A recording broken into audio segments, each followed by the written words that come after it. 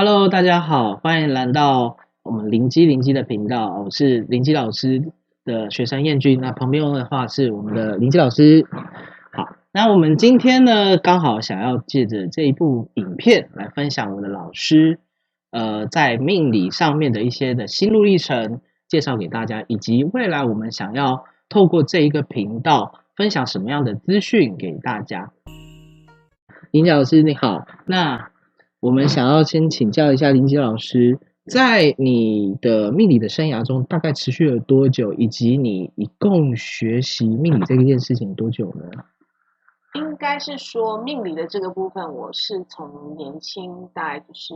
初入社会的时候就开始利用工作闲暇之余就开始学习命理。当然，这个过程说真的有点辛苦，但是也却是一个非常开心的事情。因为命理的东西，它是属于我们中国人的传统的文化，包含了像易经啦、八字啦，甚至就是紫微斗数，我们刚开始的梅花易数，甚至姓名学。这些呢，我们都接触过，然后也是我喜欢学习的项目。因为一旦一般人就是说对武术、命理这一块，甚至我们讲易经啦这一块开始学习有兴趣的时候，其实会一直深入的去探讨它。就像相信燕君也是一样的历程，也是可能开始从宗教，或者是像你的比较特别，你是对，从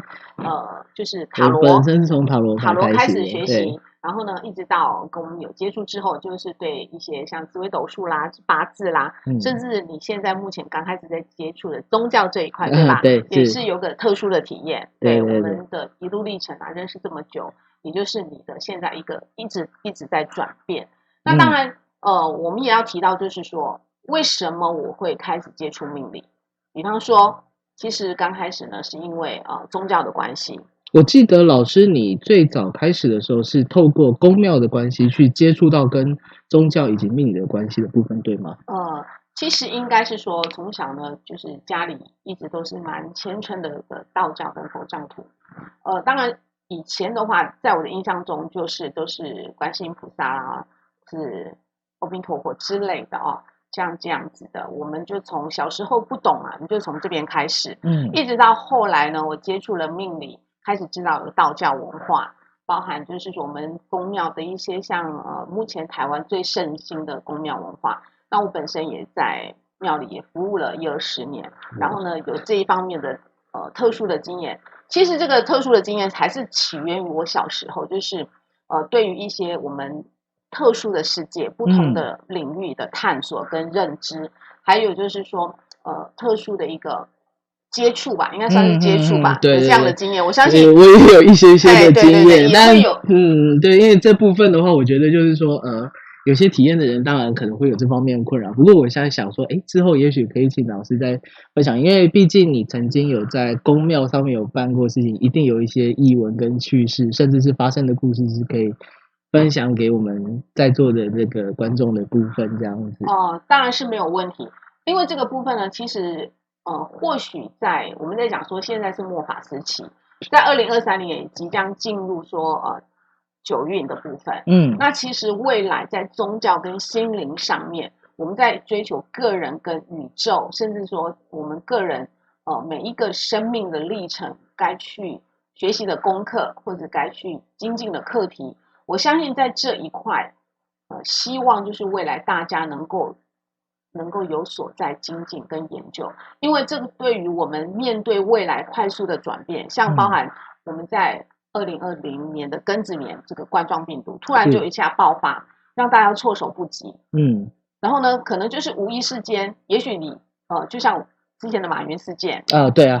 还有就是我们的川普总统，是他是一个非常就是我们讲一代的枭雄啦，伟人嘛以前的马云的先生呢，他是从一个平民的人突然就赚了很多钱，对啊。可是现在呢，又因为我们就两岸的关系，我们就不讲政治，因为我们也没有对政治有所接触。对，不过2020的确就是在我们周边发生了非常非常多的事，整个庚子年就是有一个说法是说，庚子年的时候呢，凡逢庚子年，就整个的秩序都会做一次的大清洗跟大洗牌这样子。是的，是的，因为庚子年，我们还是要了解到，就是说阴阳五行，甚至就是庚庚子年这个庚这个东西，它是属于金属的东西是对，我们有了解到命理就知道庚它属于一个阳，比较我们讲阴阳的阳的是阳的金属性的东西。它在我们的八字命理来讲，它就是一个像刀剑或者是斧头，它属于比较利器的东西。那如果说今年我们在逢庚子年，因为现在还没过完，虽然是2021年的1月份，但是现在还没有到立春，还没有交节气，我们还是用庚子年的这个庚来探讨这个部分。它毕竟是一种金属，那相对的金属对于意外来讲，甚至就是很多像我们讲气管、肺部也是大肠都是属于庚金的部分。所以说开始，当然也有在河图洛书，甚至说我们的刘伯温他有在讲到这些，就是说可能会瘟疫啦，甚至我们讲印度神童啊，他也是之前就已经有预言，所以说这个东西叫做一个时事的推演，或者是一个世代的替换，还有包含就是说，在我们刚前面有提到，就是九运的一个转换。这些都是一个等于大环境，甚至一个宇宙的一个大变动。那我们借由命理这一块来去做一个推演跟了解，其实还是可以推出一个端倪，让我们去了解说，命理可以运用在我们的生活上，而不是它只是一个玄学，是这样子的意思。了解。那老师，我想请教你一下，就是说，关于在我们一般在学习，不管是东方或者是西方上，有这么多的命理的方式。或者我称之为工具好了。那老师，你平常或者会比较擅长，或者是说比较常使用的是哪一些的学说或者是方式呢？其实说真的，我之前学习八字啦、紫微斗数啦这些，我最喜欢，我觉得就是紫微斗数。我本身就是对紫微斗数，为什么？虽然它的星曜很多，它也很繁琐，真的很多。对，然后你要去基本对它一个认知，可能要下一点功夫。不瞒大家说，刚开始我在学习紫微斗数的时候，说真的，我也觉得我会面临就是想要放弃的边缘，可是又会觉得说紫微斗数它推演出来的东西是可以很贴近我们的生活跟我们的就是说我们的个人的一个性向，就是它是非常比较精准到位的。然后它也是属于我们的中华第一神术，那它的精准度目前来讲，不是我说的，就是目前以学者在命理啦，或者是八字这种研究来讲，大家都会推举说紫微斗数是比较精准的。对，因为在我的认知中，紫微斗数的话，会人家被称为帝王学，也就是说是古代的帝王，中国古代皇帝家中才会使用的一个东西，这是我的了解。那老师，我想问你一下，就是那你跟紫微斗数的姻缘总共有多久呢？我大概那时候刚出社会，大概20几岁，23，到目前来讲，应该经历过已经20-30年。已经这么因为年纪也有，然后不瞒大家说。OK， 好，了解。那老师，你在觉得说，在这一段的历程中，紫微斗数对于你个人的帮助，或者是说，对于你身边朋友使用的紫微斗数的帮助是有的吗？其实我只能说它是非常大的，因为什么？其实我们人一辈子一定会经历很多事情，不管是成功或失败。我觉得最重要的就是说，你在面临失败或者是挫折或者是困境的时候，我们可以运用这一套工具。你说它是工具也好，它是一种术的演算推演也好，那为什么会呈现这样的一个状态？是。你有没有思考过这个问题？其实我们以前在想，就是我当时在开始学命理的时候，我都会觉得说，任何的命理都只是一种统计学，然后被归纳出来的一个东西。但是我就会觉得说，这样紫微斗数不过也就是这么众多的一个方式中的其中之一，感觉跟大家都差不多。可是我自己在经历跟我学习的过程中，我发现，其实在某些的方式的时候，它是可以引导出某些东西，甚至我们可以看到一些趋势，这是我对紫微斗数的了解。那当然，我也很想要了解老师，因为我毕竟接触的时间没有那么的长，所以我想请教老师说，这个方面是不是有哪些可以分享给我们的观众的部分呢？对，其实我常常会说紫微斗数啊，因为我们有知道它是一个命盘啊，它有天盘、人盘跟地盘，那它的推演当中的一个演算跟转换的过程，其实它隐约的都会透露出一些讯息，这也就是我们要去学习、去了解的地方，然后呢才有办法去精准的解到我们要的答案，甚至就是说，比方说达到趋吉避凶的一个效果。这是一个非常，我们就是甚至说贴近事实，也是一个能够去让我去想要去了解它的一个，我觉得这是一个关键点。了解，所以这也是为什么老师你会在频道的刚开始开设之初，选择使用紫微斗数的这个工具去分享给大家。这我想是应该是主要是这个理由。那透过这个东西，那个刚刚好，我自己个人也有接触到老师你的紫微斗数的占卜这个部分，因为这个是我们从以前学习紫微斗数的人是不会去提到的这个东西，甚至是没有这个东西的。但是刚好我也有幸，就是跟老师请教过几次他的老师的紫微的斗数占卜，叫紫占。紫占这个部分，我想请教一下老师，你是透过什么样的因缘机会之下去想出这个东西，跟它这个东西是你想出来之后想要去帮助大家做些什么呢？因为我们知道，就是紫微斗数，它其实就是说它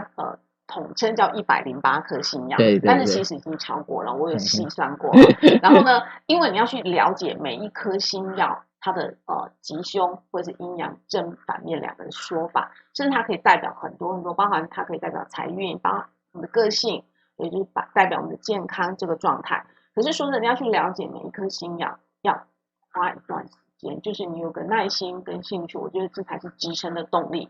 那如果说今天再经过飞化啦，我们刚刚讲天盘、人盘、地盘啦，还有10年的一个10年大运，然后每一年的流年这些，对这些整个的飞化叠宫，说真的，听起来的确是非常繁琐，对不对？但是我们运用这个占卦这个部分，就是说我们讲，哎，你现在用一试一问，其实它的概念有点起源于我们讲塔罗牌。塔罗牌大家都知道，它是从西方来的，它就是透过几张牌，其实我们的静心冥想，在跟天地之间做一个宇宙的联系。然后呢，我们只要诚心，当然我们就讲，你要诚心去问一件事情，就好像我们传统的宫庙文化，甚至去庙里面去抽签，这个其实也就是占卜的一种。当然我们要抽签也是一样，我们要经过一个至少就是说我们要告诉自己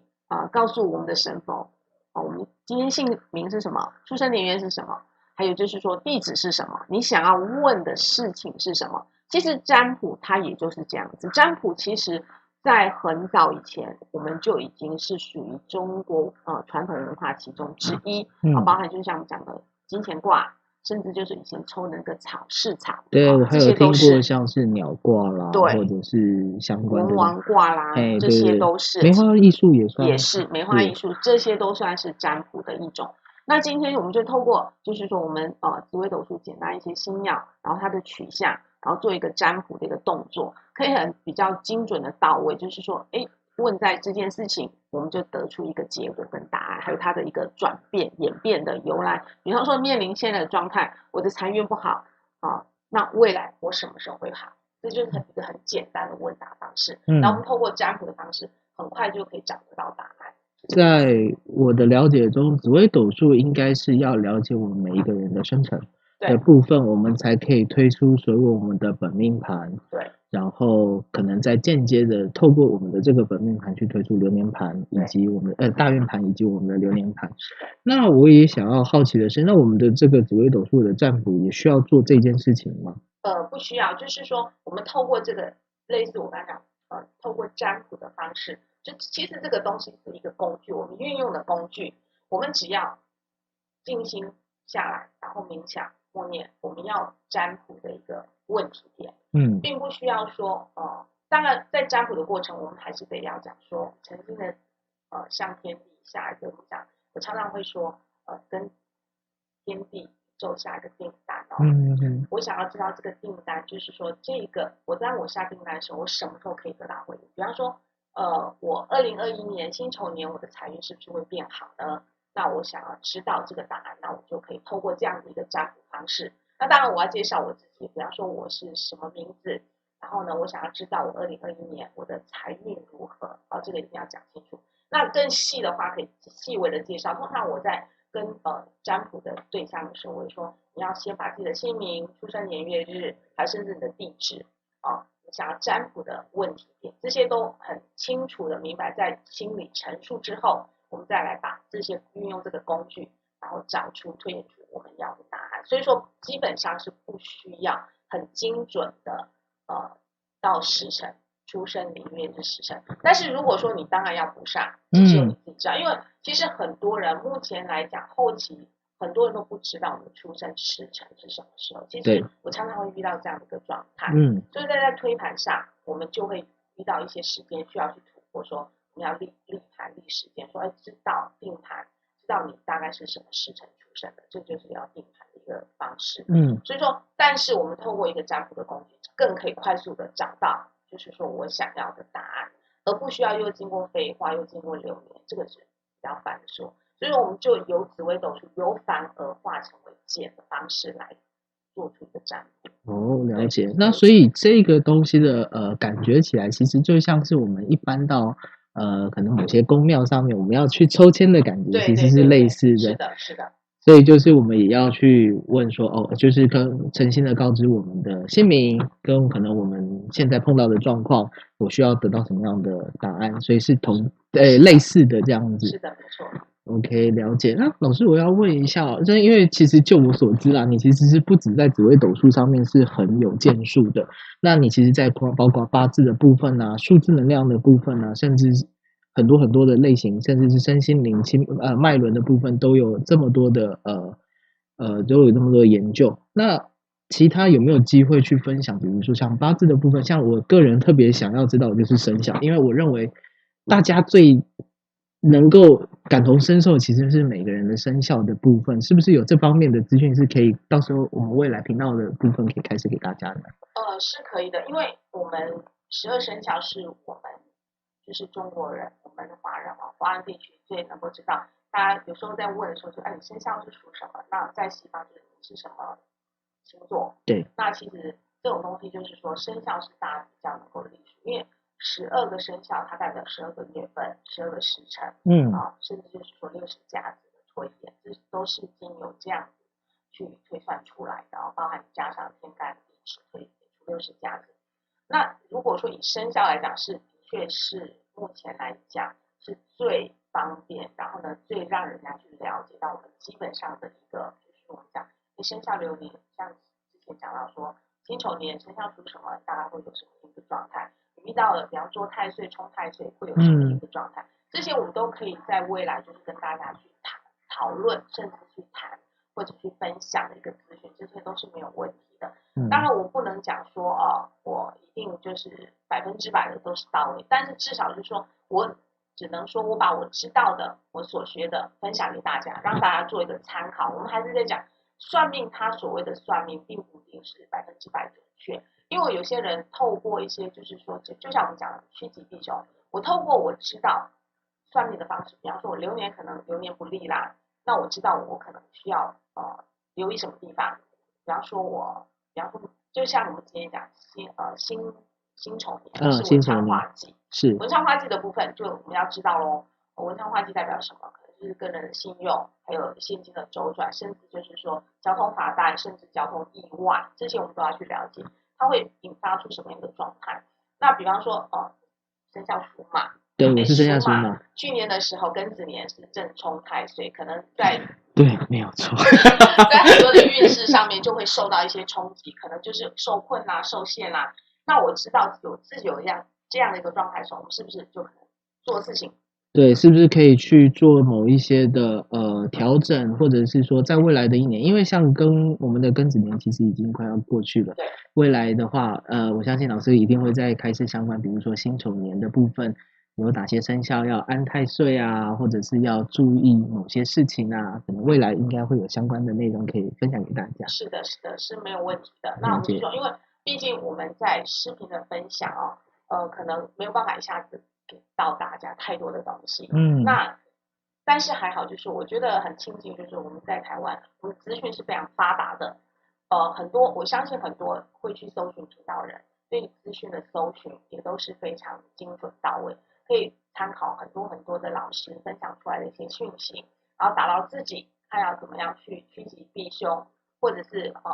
怎么样去调整自己的脚步这个部分，我相信大家都应该会在这一方面做一个很大幅度的一个调整。这个就是我们生长在台湾非常，我觉得应该是非常幸福的。对，因为其实像是中国相关的传统文化，包括命理这一个部分，其实我认为在台湾是保存相当的多的。因为就我所知，老师你曾经在前年的时间，待在就是深圳，中国深圳的这个地方是有做推广相关文化的部分。对，那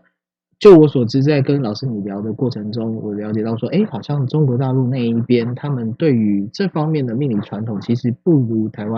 我们台湾人就是所了解的这么的详细，对吗？是的，因为毕竟在我们中国大陆那边它曾经有个文革，是，其实很多很宝贵的资料也因此而中断。那在因为我们台湾是从蒋中正是的蒋中正先生把一些很经典的文化把它带来台湾，所以说像今天紫微斗数，它为什么之所以在港澳台，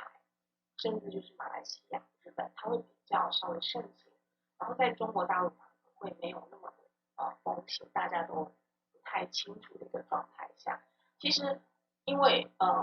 我们先不讲政治，因为毕竟在我们的很多文化当中还是有很多相似的地方，所以说在这个部分呢，他们其实对于这种传统文化的东西，他们也是非常有兴趣的。那只是因为刚好是机缘巧合，就是这几年可以在中国大陆那边跟大家就是对岸有所这些文化的交流，非常幸运。那在今年呢，因为也刚好在台湾，因为疫情的关系，所以说我也想说，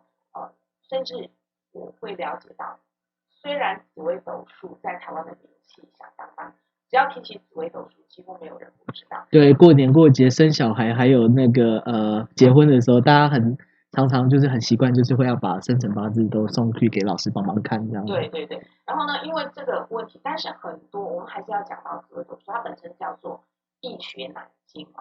这个就是比较需要突破的一个点。所以说，在紫微斗数，我相信就是不管是通过紫微斗数或者是命理这一块，我只能说我把我知道的东西分享给大家，这是我能够做到，因为我也不知道说我能够做得到多少，但是至少就是说，我觉得人的一辈子百历练，至少要留下那么一点东西给不敢说是完全正确，但至少是一个分享，大家就是以此为一个，我常常在视频上讲，以此为做一个参考的方向，这是我希望能够留给大家的，甚至就是说做我自己的一个记录也好。当然未来能够做到哪一个地方，我不敢讲断言说可能就是可能会做得非常非常好，但是至少我觉得这是一个我生命的一个历程，然后呢跟大家做一个分享，然后跟有缘的人